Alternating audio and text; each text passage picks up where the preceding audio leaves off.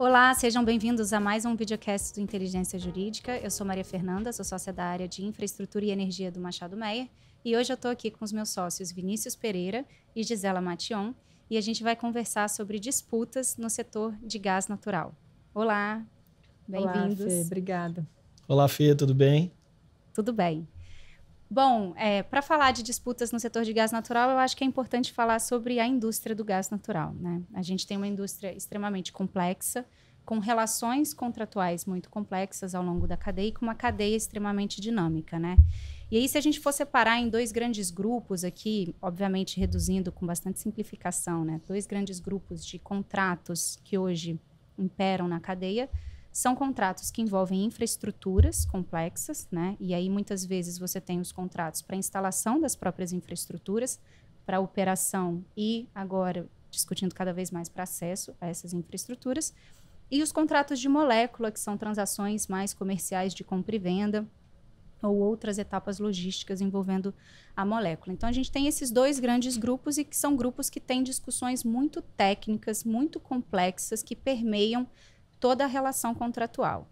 E aí, quando a gente está no momento de formação da indústria, então esses contratos não são contratos prontos, contratos padronizados, existe muita customização ainda, e muitas das discussões no momento de formação de um contrato passam pelo estabelecimento de um sistema de disputas, né? O que acontece se o litígio surgir durante essa relação contratual? Então, minha primeira pergunta para vocês é, quando a gente está negociando um contrato dessa natureza, e aí pensando um pouquinho aqui da nossa realidade do gás natural, da nossa experiência, né, de que a gente tem bastante em disputas técnicas, em disputas com o regulador, como a gente faz para estabelecer um sistema de disputas dentro de um contrato que seja adequado à realidade daquelas partes naquela relação?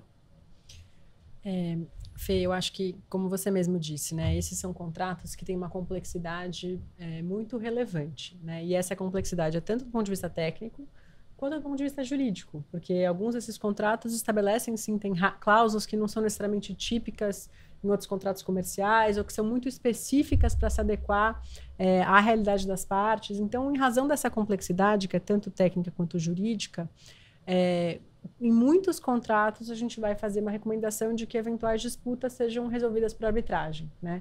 Que vai permitir uma escolha das partes, né? Por quem vão ser os julgadores de uma eventual disputa, e com isso você pode escolher alguém que tenha a especialidade necessária, né? Então, a especialidade é uma das vantagens da arbitragem, assim como o tempo que vai levar até uma decisão final, né, quando comparado com o judiciário, e a confidencialidade.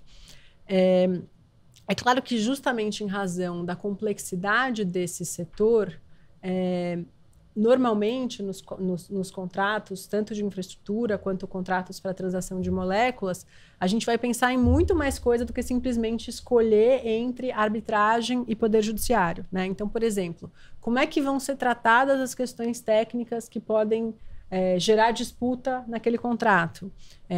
A gente tem diversas ferramentas ali, vai se adotar um procedimento de peritagem ou de perícia. Em caso positivo, ele vai ser vinculante? Quais vão ser os limites ou as possibilidades para que as partes possam, depois de uma perícia concluída, eventualmente rediscutir isso perante um tribunal arbitral? Então, tudo isso são questões que têm que ser consideradas para além de simplesmente escolher entre arbitragem e poder judiciário, né? A gente também vai ter nesse tipo de contrato obrigações de pagamento que, eventualmente, né, se for uma dívida que é líquida e certa, poderiam ser objeto de uma execução diretamente no Poder Judiciário. Será que eu já quero prever isso no próprio contrato? E de que forma a jurisdição estatal e a arbitragem vão interagir? É uma coisa também que a gente tem que estar muito atento, né? E acho que a complexidade desses contratos, ela também advém da relação do próprio contrato com a cadeia de produção e outros instrumentos jurídicos que estão ali, né? Então, para eu fazer um bom contrato do ponto de vista de disputas, né? Tentando minimizar potenciais disputas, eu tenho que ter muito claro quais são as minhas responsabilidades e qual é a minha exposição de risco no upstream, no downstream, que outras disputas podem acabar tendo um efeito reflexo no meu contrato, se há uma relação entre esses procedimentos, se eles vão ser unificados, se um espera o outro acabar. Então, tudo isso são ponderações que são bem peculiares desse setor, e que a gente tem que ter em conta quando a gente desenha uma cláusula de resolução de disputas para um contrato na indústria do gás, né? É curioso, porque a primeira decisão que a gente toma, né, quando a gente vai olhar para uma cláusula de disputas, é exatamente o que você falou, né? Vamos para o judiciário e vamos para a arbitragem. E muitas vezes, a partir dessa primeira decisão, né, já definir que é a arbitragem, a partir daí não existe uma discussão muito profunda sobre os próprios elementos daquela disputa, como ele vai se relacionar com o restante da relação contratual.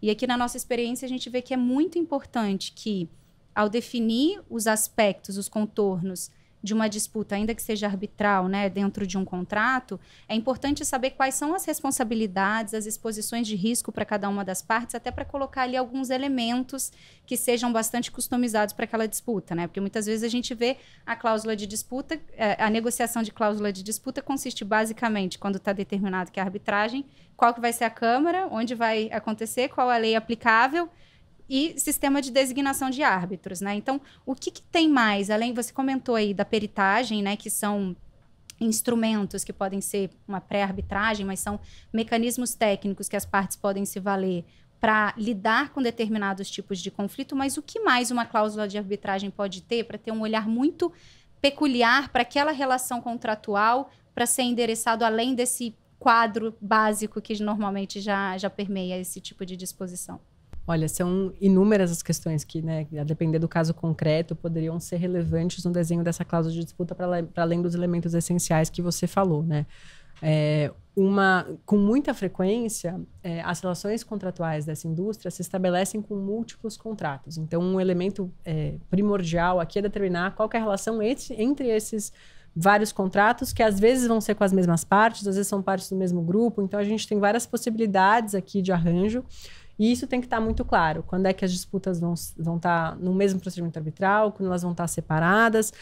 Isso é de particular importância quando a gente tem diferentes partes que utilizam uma mesma infraestrutura, né? Então, nos casos de infraestrutura compartilhada, isso é extremamente relevante, né? Eu ter clareza de contra quem eu posso ir e em que disputas eu posso acabar sendo incluído, né? Isso é uma questão muito importante. Para além das disposições a respeito de medidas de urgência, né, medidas cautelares. Então, a depender do tipo de contrato e do perfil de disputa que a gente espera ver e também do interesse do cliente, a gente vai pensar se a gente vai prever, por exemplo, o árbitro de emergência, ou se as partes vão recorrer ao judiciário, se vão recorrer ao judiciário de qual local. Tudo isso são questões que podem envolver alguma complexidade aí, a depender da situação fática, e que a gente tem que pensar, né? Fê, assim, eu acho que, puxando num gancho do que a Gi falou, eu acho que é muito importante, durante a negociação do contrato, durante as tratativas, os clientes pensarem aonde eles vislumbram algum tipo de disputa, algum tipo de litígio. E isso, pelo que a gente vê aqui na prática, a gente consegue antever aonde que os litígios vão ocorrer.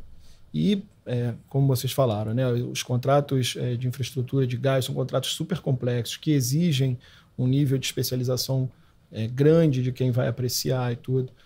E, em determinados casos, esse tipo de disputa que envolve esse nível de complexidade, esse nível de especificidade, talvez seja melhor a indicação de uma cláusula compromissória para que isso seja tratada por um árbitro que seja um especialista do assunto, que a gente tenha algum tipo de controle de que será tratado com a complexidade necessária. Por outro lado, às vezes, num tipo de negociação, as partes podem verificar que o litígio pode aparecer ou vai aparecer numa questão que envolve uma urgência. Aí, falando no que a Gi comentou sobre o árbitro de emergência. Talvez, em muitos casos, em situações de urgência, o judiciário dá uma resposta mais rápida do que o próprio árbitro de emergência. O judiciário dá uma resposta no dia seguinte. O árbitro de emergência ainda leva alguns dias. E dependendo da situação em concreto, vai ser uma situação que não pode esperar dias. Isso aí vai fazer o direito perecer. Então, em determinados casos, será melhor procurar o judiciário. E outros será melhor procurar a arbitragem. Fato é que, durante a negociação do contrato e das próprias tratativas, eu acho que as partes conseguem antever onde que vai ter o litígio e adaptar a cláusula de resolução de disputas para essa situação em concreto. não existe uma fórmula mágica, né? Uma solução perfeita e igual para todo mundo. Uma pena, né? Mas não existe. Agora, conta pra gente, Vini, o que é o árbitro de emergência e por que isso é diferente de uma medida cautelar de urgência? Claro, vamos lá. O árbitro de emergência é uma figura razoavelmente nova no Brasil. Não existia quando começou a arbitragem e as câmaras foram implementando em seus regulamentos. O que significa o árbitro de emergência? Que na prática, quando há uma disputa, uma das partes pode procurar a Câmara de Arbitragem, informando essa disputa e pedindo, solicitando uma medida de urgência naquele caso em concreto. E, diferente do judiciário, as câmaras arbitrais, elas obviamente tratam a matéria com urgência, mas elas têm um procedimento um pouco mais demorado, porque tem a nomeação do árbitro. Geralmente o árbitro vai solicitar que a outra parte se manifeste, e isso pode levar uns dias a mais. Às vezes tem audiência para decidir a questão de emergência, e isso pode levar uns dias a mais do que no judiciário. No judiciário, muitas das vezes, você procura uma liminar e no mesmo dia você consegue despachar com o juiz e ter uma decisão a respeito do que você está levando ali, do conflito que você está levando. Então, até isso tem que ser levado em consideração. Se uma situação de emergência vai ter tempo para decidir, e a pessoa, na prática, vai acabar tendo que decidir, vai ponderar entre uma velocidade maior e talvez uma especialidade maior daquele que vai decidir a questão. Vai depender dos detalhes do caso. Exato. Interessante. E os contratos também dessa indústria, eles muitas vezes, além de muito complexos, eles são de trato sucessivo, ou seja, de longo prazo, né? Eles se prorrogam durante um período de tempo longo, as relações elas são estáveis e elas são duradouras. A gente tem contratos na indústria que são razoavelmente mais curtos, mas existe uma tendência, e de novo, quando a gente está falando de infraestrutura, principalmente para desenvolvimento de projeto, de ter contratos que têm prazos muito longos, né? E existe um desconforto muito grande quando se fala em disputa, né? De decidir se essas disputas ficam sujeitas a um judiciário, decidir se essas disputas vão para uma arbitragem, o nível de complexidade, como fazer com que esse nível de complexidade seja de fato adequadamente endereçado no contexto de uma disputa, né? Então, em relação a esses desconfortos sobre o acompanhamento mais próximo, um olhar mais técnico para uma disputa mais complexa e mais técnica, o que a gente tem de solução mais moderna para poder atender essa dor a respeito desse tipo de disputa? Essa é uma pergunta ótima, porque é um problema que às vezes a gente vê acontecer, né? Os contratos de trato sucessivo, os contratos que envolvem infraestrutura, construção, eles têm pequenas disputas, muitas pequenas disputas ao longo do contrato. Que material usar, do acabamento de determinada obra, enfim, pequenas disputas que às vezes a gente vê se acumulando, até que determinada parte um dia faz uma notificação extrajudicial elencando todos os problemas, a outra parte responde elencando outros problemas, e a gente se vê num dilema, e às vezes a obra para que as partes resolvam, e esse atraso, enfim, gera uma cadeia de problemas, inclusive em outros contratos.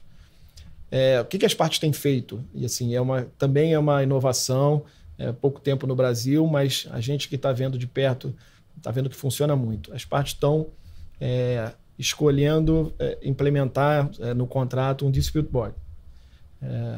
Você sabe que eu sou super favorável à ideia, a gente vê funcionar na prática. Então conta pra gente primeiro o que é um dispute board. O dispute board, na prática, enfim, o nome já indica, né? Ele é um comitê de disputas e ele é muito relevante, muito útil em contratos de trato sucessivo e que tem essa complexidade do dia a dia da execução do contrato. Você mencionou que a indústria de gás basicamente tem 2 contratos, né? Eu acho que o dispute board é perfeito para o primeiro tipo de contrato que você falou, que é o próprio contrato da infraestrutura.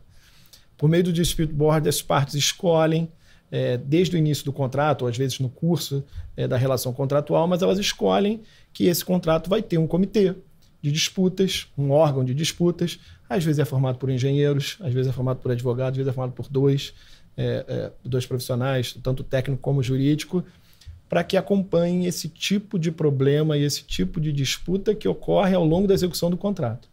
Então, esse comitê ele se reúne de forma mensal, de forma bimestral, e nessas reuniões são endereçadas as pequenas disputas que surgem ao longo daquele contrato. E aí as partes têm total autonomia e flexibilidade para indicar qual grau de vinculação que a decisão desse comitê vai ter. Às vezes é um parecer opinativo, é uma indicação que as partes não precisam necessariamente seguir. Às vezes é uma decisão já vinculante, que para que as partes não tenham que seguir, não tenham que ser obrigadas a cumprir, elas precisam de uma decisão arbitral ou uma decisão judicial, e isso vai depender do que as partes também dispuserem a respeito disso. Fato é que, na prática, assim, apesar de não terem tantos casos no Brasil, os casos que a gente vê que o dispute board é uma ótima alternativa. Em relação a custos, os números de pesquisas mostram que é menos de 1% do valor da obra. Então, assim, é super eficaz do ponto de vista de custo para aquela obra. O dispute board ela tem o benefício de resolver rapidamente os problemas. Então, esse problema está resolvido, continua a execução da obra. Eu acho que até no dia a dia de contato das partes é melhor, porque é um problema resolvido a menos. Não acontece aquele acúmulo de problemas que gera uma notificação um belo dia. Então, esse problema está resolvido, vamos para o próximo, executa, surge outro problema, resolve também. Enfim, tanto para o dia a dia da obra, como do ponto de vista jurídico, nós vimos que o dispute board é super eficaz, nós recomendamos isso aos nossos clientes. O judiciário já tem manifestações, enfim, reconhecendo, principalmente o Tribunal de Justiça de São Paulo, reconhecendo a validade e a eficácia desse tipo de cláusula. A indústria está se debruçando, a gente vê os clientes perguntando cada vez mais. Então, assim, é uma alternativa super benéfica para esse tipo de relação contratual.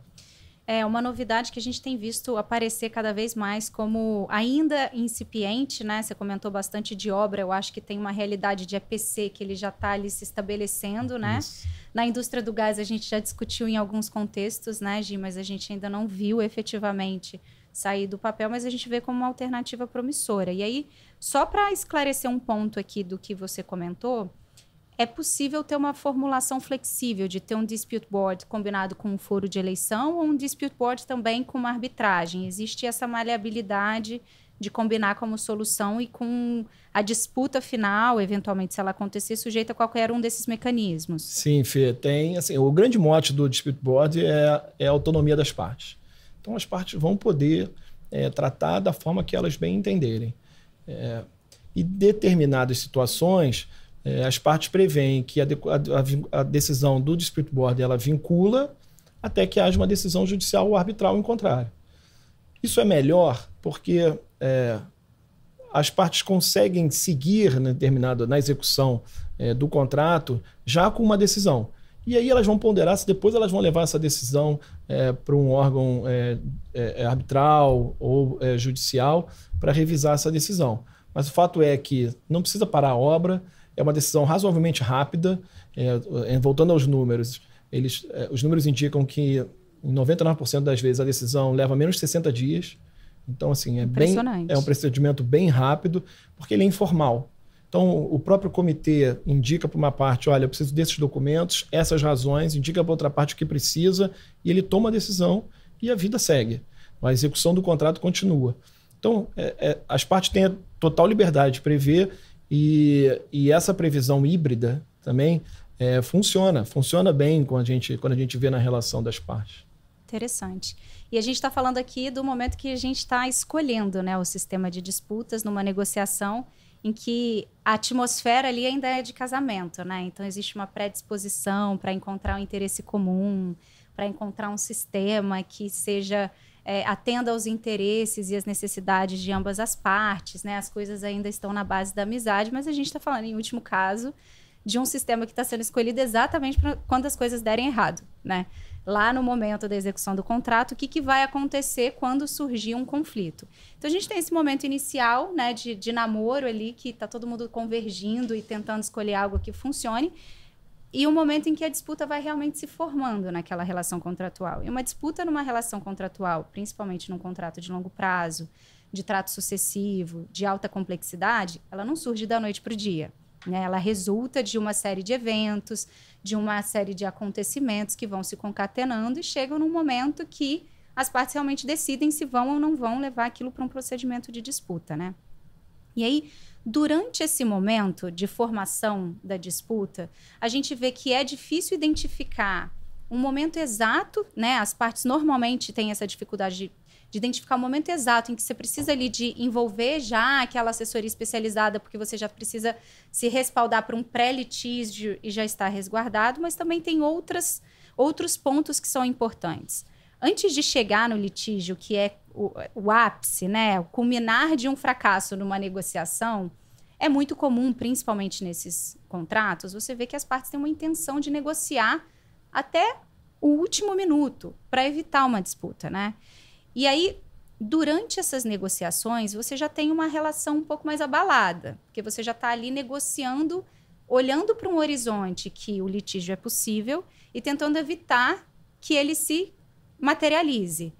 O que é necessário de cautela nesse momento para, de um lado, privilegiar essa intenção, essa boa vontade das partes de realmente buscar uma solução para evitar o litígio, mas, por outro lado, preservar direito e não abrir mão de nada daquilo que pode estar em questão ali no mérito da disputa entre as partes? Acho que esse é um ponto super importante e são diversas as cautelas que a gente costuma recomendar aos clientes nessa situação, né?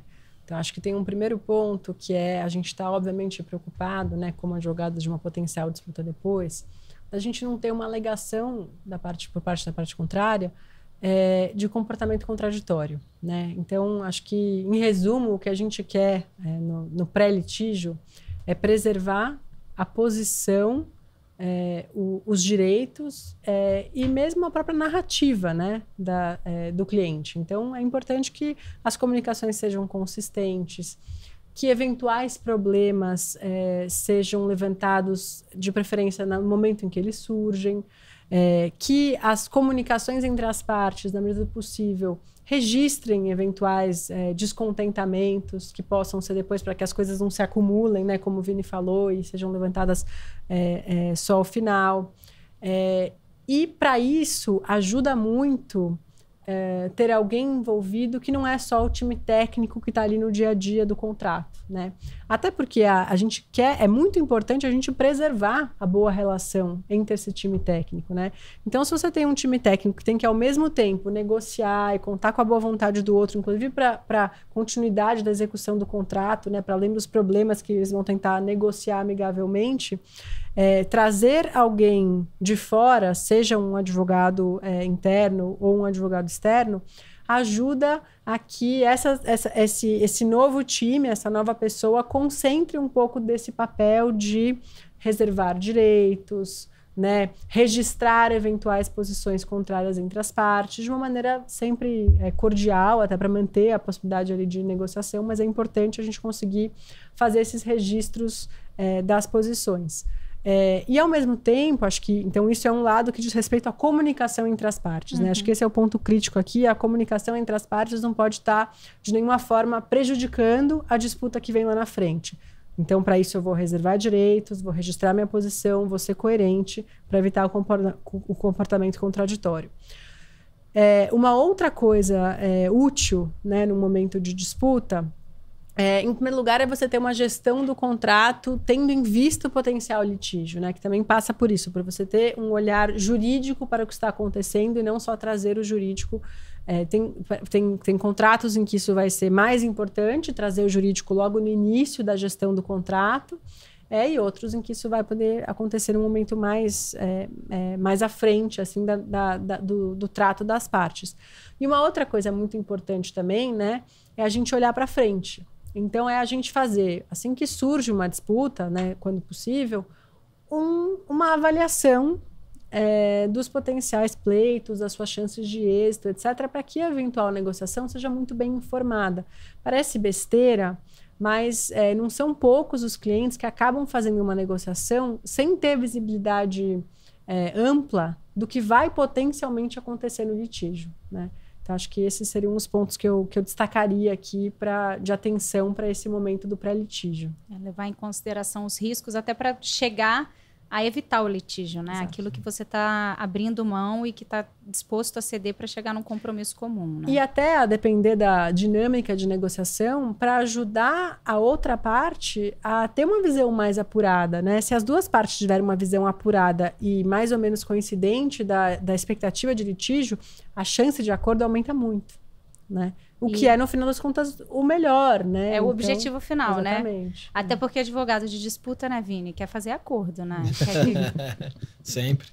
Bom, gente, então a gente já conversou aqui. Momento inicial, quando as partes estão ali no namoro, para estipular um sistema de resolução de disputas. Os momentos durante a execução do contrato, em que se começa ali, tem os contornos de uma possível disputa e o que você precisa fazer para resguardar, preservar direitos e buscar um bom resultado.